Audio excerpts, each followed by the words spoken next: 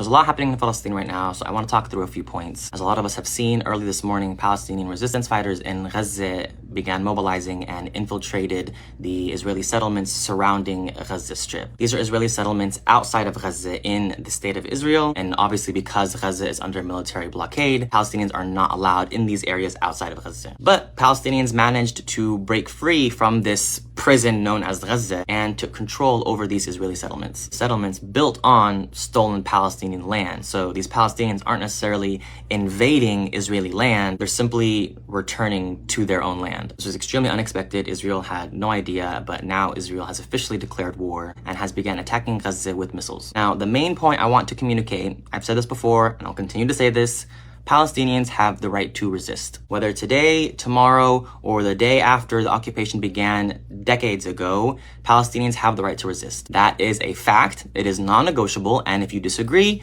you're a colonizer.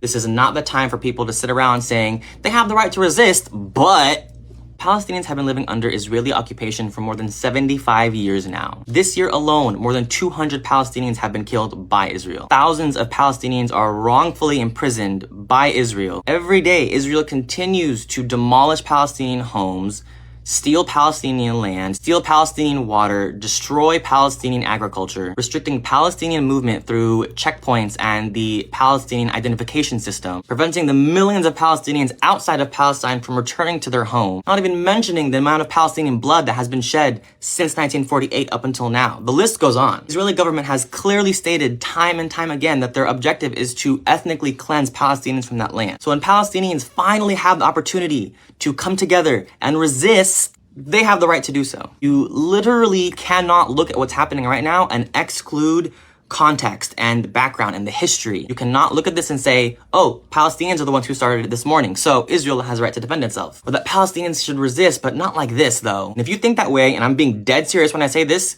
you are a colonizer or you have a colonizer mindset. Palestinians wouldn't need to resist if there were nobody to resist. Resisting is a reaction to an initial action, and that initial action being the Israeli occupation of Palestine. And now Palestinians are resisting that occupation. So take out the occupation, no resistance. It's literally as simple as that. When, where, and how they resist is not up to you.